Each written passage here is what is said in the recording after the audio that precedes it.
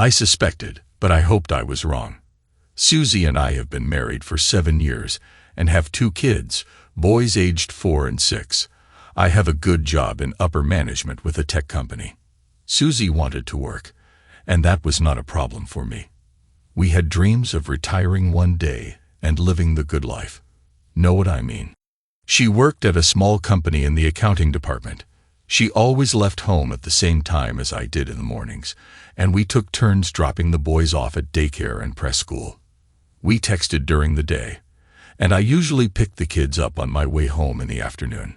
She was always there, putting together our supper. We played with the kids, watched a little television, put the kids to bed, and then enjoyed our adult time. Usually 3 times during the week and always a couple more times on the weekends. There were never any complaints from either of us. About 3 months ago, a new lady was hired at her company. They became instant friends for some reason, maybe because this woman was married and had 2 boys the same age as our boys. We ended up spending a couple of weekends back and forth at each other's houses for barbecues and playdates with the boys. I was not fond of either of them. The woman smoked and ordered her husband around like she was a queen and he was her slave. Definitely not like a partner in a marriage. The man was such a wimp. When she chastised him about spilling his beer, which he drank a lot of, he apologized like an abused child. 2 weeks ago, we were at their house. Susie and his wife, Anne, were in the house preparing us a snack. The kids were all watching the latest Disney movie, and this guy, Paul, and I were sitting on the back deck drinking. I still had my first beer, and he was working on his third. It was obvious he had a few before we arrived. He was slurring his words when he said, "I would never have suspected you. I always thought you were so big and macho." I guess they come in all shapes and sizes. To be honest, I was ready to go 15 minutes after we arrived, but I was putting up with this drunk out on the back deck just to keep him away from the kids. "What are you talking about?" I asked. "Being a coward. No one would believe you are one." "What gives you the idea that I am a coward?" I answered. "You let your wife go out every week with Anne.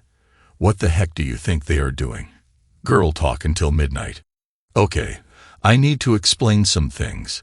About 2 months ago, Susie had started going out on Wednesday nights with the girls from her work. The first couple of weeks, she was home around 8 that night. She said they had dinner and a drink or 2. Then she came home at 11:30 one night. After she showered and got in bed, she explained that they had gotten to talking about a problem at work and time had just slipped away from her. She needed the shower because Anne smoked, and she hated that smell in her hair. She was too tired, so we snuggled and went to sleep. Then getting home around midnight became a regular thing for the last 2 weeks. I love my wife. I trusted her, but I did get suspicious when she was not as amorous the nights she went out with the girls.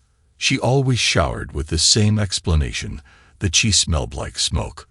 Last Wednesday, I checked her clothes. They did smell like smoke, but I could not find her panties in the hamper. They were hanging on the handrail in the shower. She had washed them. Why? That is why I was so curious about this cowardly comment. "So you think our wives go out each week and hook up?" "I know they do," he burped loudly. "About a year ago, I saw a hickey on one of Anne's breasts and a bruise on her hip. I knew I had not put them on her, and I confronted her. She admitted one of her black lovers had gotten a little rough with her. "Why are you still with her? You should have divorced her when—" I try to reply. "The same reason you will still be with Susie when she finally tells you. We live in a no-fault state. If I divorce her or she divorces me, it makes no difference. She gets alimony, child support for 2 kids, the house, and I pay for everything. That would put me in a shabby apartment eating cat food. That's why I'm still with her." "What about your relationship? Do you still have intimacy with her knowing she's being unfaithful?" "Oh, heck yes. That's part of the deal. I'm with her whenever she wants, even after she's been out. I think she enjoys making me do that." "How can she make you do that?" I asked. "As I said, If I don't do what she wants when she wants it, she will divorce me. Cat food, remember. So how often does she go out? I asked. A couple of times a week. Susie only goes out with her once a week, and the other nights we are home together, I replied. That will change. She'll start going to parties. At first, she will say it is a baby shower or a wedding shower. She'll give you a good excuse for being gone until 2 or 3 in the morning. Then she'll have a headache or her period, or just be so tired for a couple of days. Wait and see. The girls came out on the deck about that time, so nothing more was said. In a couple of hours, we were back at home. Susie busied herself with the boys while I retreated to my man cave to do some work on the computer. That night, it was me that was too tired when I finally came to bed. I am not a wait and see type of guy, as Paul had suggested. Wednesday came, and I got a text that Susie and the girls were going out, and she might be late getting home. I fed the boys and got them in bed after some boring television. I completed my work in my man cave, and then sat down in the living room to wait for Susie. It was 12:15 a.m. when I heard her key in the door. As she entered the room, I flipped the light on, and she almost jumped out of her skin. Darn, Jack, you scared me. What are you doing up at this hour? Waiting for you to get home from the Mandingo Club. Were you able to hook up with a black bull? I asked. Jack, what are you insinuating? That I am cheating on you. We had dinner, then got to talking. Don't even start lying. You know what I do for a living. I know where you were and what you were doing. Technology is amazing. It was then that she smiled, that wicked, evil smile. I knew what was coming. So what? There is nothing you can do about it. If I want to have every black banana in the city, you'll just have to put up with it. This is a no-fault state. Divorce me, and I'll get alimony and child support for 2 kids. You'll pay the house note and the kids' tuition.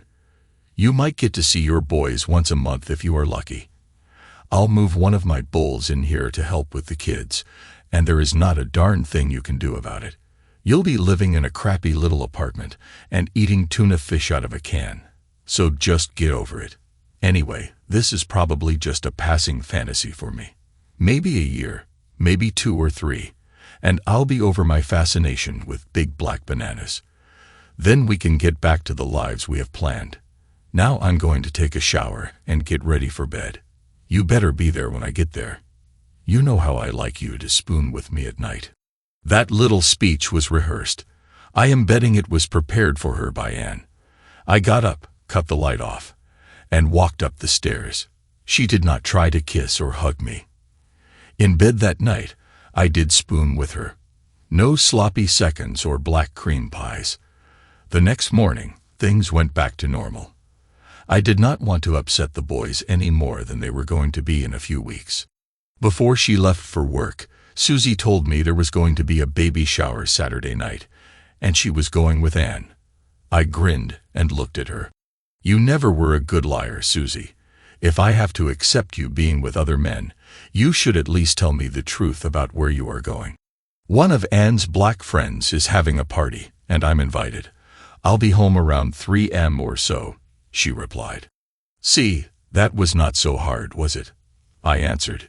Jack, I love you. I always will. This is just something, you know, a fantasy. Nothing more. Susie, I have had plenty of fantasies over the past years, but I never acted on them. No, this is cheating. Not only on me and our marriage vows, but the boys also. I have to put up with it because of the laws in this state, but it is cheating, I replied. I think you better change your attitude. Things can get a lot worse for you, she replied. I'm trying. I just need some time. This is all just so different for me, but I'm getting there little by little, I answered. See you later. She left smiling. She thinks I am on my way to becoming her cuckold. She could not be more wrong.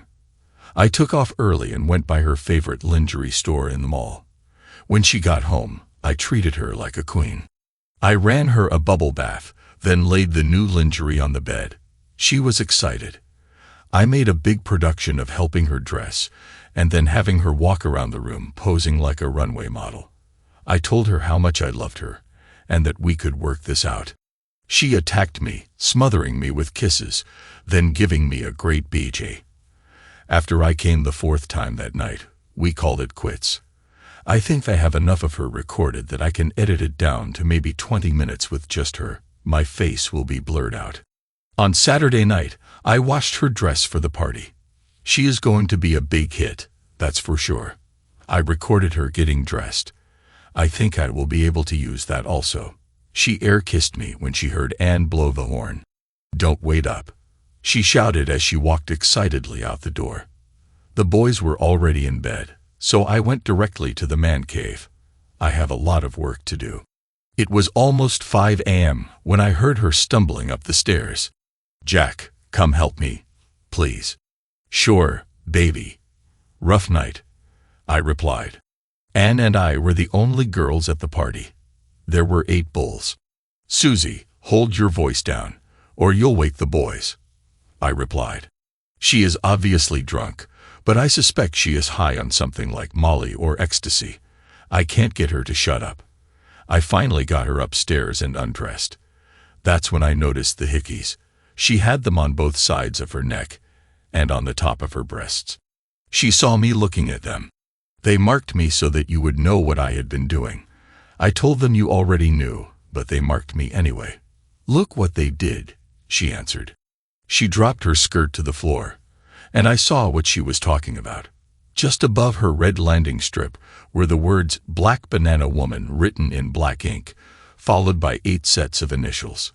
She turned, and I saw "Jamal was here" written on her back, with an arrow pointing to her hole. It's kind of exciting, don't you think? Again, I did not answer. "Where are your bra and panties?" I asked. "They were taken as trophies," she answered. I made her sit there until I decided that everything that was going to drain out of her was out before I helped her into the shower. I was afraid she would fall, so I slipped out of my boxers and got in with her. I washed her and used the handheld shower to douche both her front and back. I guess the water hitting that swollen front got her going again. She hugged me and whispered in my ear, "I love you, Jack. You always take such good care of me. I'm still pretty stretched out and sore, but let me give you a BJ." Before I could answer, she was on her knees. She gives a great BJ. I'm gonna miss that. When we were finished, I patted her dry and got her in bed. I let her sleep through breakfast with the boys. I made pancakes and told them Mommy was sick. It was 2 p.m. before she stumbled into the kitchen. She was hungry, so I made her some pancakes. She ate and drank a glass of orange juice, listened to the boys for about 10 minutes, then said she was going back to bed. That was fine with me. While the boys watched a movie, I retreated to my cave and made final arrangements with Mr. Mugabe. He had won the bidding. Do you know that over 250,000 girls and women go missing each year in the United States alone? I also bet that you do not know that there are 6 countries in Africa that allow slavery and have active slave markets. The Democratic Republic of Congo is one of those countries. It also happens to have the world's largest supply of cobalt, which is used in those electric cars everyone thinks is the future of transportation. Some Africans have made millions of dollars using slave labor to supply that cobalt. You won't hear about that at any clean air protest. At my job, I spend a lot of time tracking cyber criminals on the dark web. It was there that I had offered Susie. There was a picture of her with this description under it. She is a 26-year-old natural red-haired beauty. She stands 5 foot 7 inches tall and weighs 115 pounds. She has 34C breasts with hardly any sag. Her eyes are green, and her skin is a brilliant ivory color typical of natural redheads. She enjoys intimacy of all types and is addicted to big black bananas. Bidding starts at $50,000. I also attached the video. I closed the bidding when it reached $115,000 and contacted her new owner. After a few emails, I told him I would accept $100,000 if he would provide me with certain things. He agreed. Susie did not go to work Monday, I imagine she stayed in bed again all day. She did have dinner ready when the boys and I got home. Tuesday was a normal day as she went to work. Wednesday around noon, I got a text that she was going out with Anne after work. I guess she is feeling better. She was home just before midnight, showered, and came to bed. I did not ask. Thursday night after the boys were in bed, I invited her into my man cave for a talk. Susie, I've been thinking a lot about this new lifestyle of yours, or ours, I guess. I think I am ready to join you. She grinned like the cat who ate the canary. Thank you. You will be so happy. We'll take it slow at first. I won't rush you into anything you can't easily accept. But soon you'll find out, just like Paul did, that it can be so rewarding for you also. She was starting to get too far ahead. Baby, I want us to take a vacation, get away from town for a few days. I think I would be more at ease away from anyone we know for my first time. I've given this a lot of thought, and I booked us a flight to the Cape Verde Islands off the coast of Africa. You can lay on the beach during the day, and I'll watch you flirt with all the locals. Then at night, we'll go to a club where I can watch as you dance with different men. When you decide which one you want to be intimate with, you invite him back to our room, explaining to him that I like to watch. I'll do it any way you want, like standing in a corner watching or sitting naked in a chair while you are intimate with him. After he leaves, I'll make sure you're completely satisfied. She jumped out of her chair and sat in my lap, kissing and thanking me. She promised to be an understanding and gentle mistress, not as overbearing as Anne is with Paul. She promised that she would always see to my needs, whatever the heck she meant by that. I have no idea. She was so glad I had finally accepted my situation. She even mentioned how happy that witch Anne would be for us. Susie told me that there was another party this Saturday night, but she was not going. She would be too busy shopping, packing, and making arrangements for the boys since we were leaving Sunday evening. She actually said she did not want to be sore for the trip. Tuesday, we were in a 4-star hotel in the capital city of Praia. The beach is beautiful, and there were plenty of black bulls working at the hotel or walking around in the streets to keep my wife interested. Susie seemed very happy, and when I suggested we make love before going down to supper, she was all for it. I found her to be dripping wet.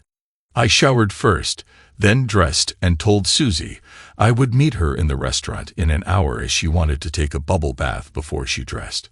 No problem. I had some things to go over with Mr. Mugabe. I found him waiting in the restaurant sipping a drink. He was just as I envisioned him. He is 40 years old and stands about 6 foot 4 inches, weighing around 240, with a shaved head. He stood as I approached, and we shook hands. The 2 men with him were introduced as his personal security. He was dressed in what looked like an Italian suit, which probably cost him $5,000, and was wearing a watch easily worth $15,000. When we sat, he smiled and said he had wired the money this afternoon when he received the pictures of us checking into the hotel. I told him I had gotten a notification from my bank that they had received the money. He suggested a scenario for this evening that I agreed with. I was just finishing my drink when Susie walked into the restaurant. She looked amazing. "Introduce me to your friends," she told me as she smiled at Mr. Mugabe.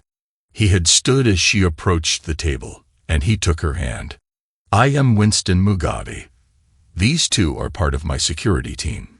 He pulled her chair out, and she sat down. "Jack told me his wife would be joining him for supper, but I had no idea you would be such a lovely creature. You are absolutely the most stunning woman I have seen since arriving here." Susie's eyes did not leave his. "Why, thank you, Mr. Mugabe. Are you here in the islands on vacation like us?" she asked. "Both business and pleasure. I arrived on my yacht 2 days ago and completed my business this afternoon. I decided to delay my return for a couple of days. Now that I have met you, I am glad I did." "I am sorry. I do not mean to interrupt your supper," he answered. He started to stand when she put her hand on his. "No, don't go. Stay and have supper with us. We can talk, and you can tell me all about Africa." He sat back down, raised his hand, and snapped his fingers. 2 waiters ran to the table. "I'll join you, but it is my treat." He ordered something in his native language and then dismissed the waiters. Susie was enraptured, listening to him talk about his tribe and how he was the oldest prince in line for the throne. He had been educated in England and now ran their cobalt mines. Dinner came, and it was some fish I did not recognize. We were finishing when we heard the band start up in the club. He invited us to join him, and he took Susie's hand and led her across the lobby into the club. I slowly followed. We found a table, and he immediately ordered a round of drinks. It was not long before he asked her to dance. I may as well have been one of the chairs because Susie never looked at me. She molded herself to him on the dance floor. They danced for about 15 minutes. When they returned to the table, he said he needed to make a phone call and walked into the lobby. That's when Susie started talking. "This guy is perfect. He is rich, well-educated, and strong as a horse. You are going to enjoy watching me. I will go wild when that black snake worms its way into my womb. When he gets back, I'm going to invite him up to our room. I'll tell him you like to watch, so be on your best behavior. Jack, if you mess this up for me, I'll ask him to have his bodyguards rough you up. Understand?" "I understand. I won't be a problem," I replied. This woman has gone from threatening to ruin me financially to threatening to physically harm me. I assured her I would play my part. In the years we had been together, I had never heard Susie talk like that. He walked back to the table and sat down. "A problem?" she asked. "No, nothing like that. Just something I needed to handle back home before it gets too late," he replied. "Why don't we take this party to our room? My woman can be direct." He looked into her eyes and asked about me. "He won't bother us. He likes to watch," she answered. "Mugabe knows the true reason why she is here.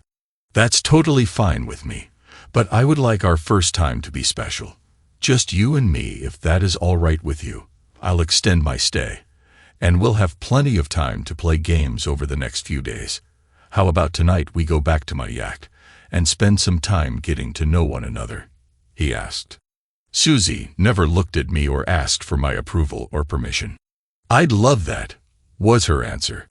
There was no kiss goodbye or even a glance at me as he took her hand and walked out into the lobby. That was the last time I saw my wife, Susie. After they left, I finished my drink as I watched people on the dance floor, mostly elegantly dressed black men dancing with white tourists. I never regretted for 1 minute what I had done. The $100,000 will be put into a college fund for the boys. I went to the room and packed all of Susie's things in her 2 suitcases. As I was finishing, there was a knock at my door. I was expecting it. One of Mugabe's bodyguards took the suitcases and handed me an envelope before he walked off without saying a word. I stayed the rest of the week lying on the beach and wandering through the shops in town. I flew home on our scheduled flight. Without Susie, of course. Back at home, I told the boys Mama had decided to stay on the islands a little longer. I was putting off the pain as long as I could. It was 3 days later when Anne called. I told her the story that Susie had met a rich African and ran off with him. She did not believe me. She kept shouting, "What did you do to her?" as I hung up the phone. The next afternoon, she showed up at my door with a black detective. He wanted to know where my wife was and why I had not filed a missing person report. "She is not missing. That's why. The last time I saw her, she was leaving with a black man to spend the night on his yacht. Before I left, I checked with immigration and found this." I showed him a copy of Susie's passport.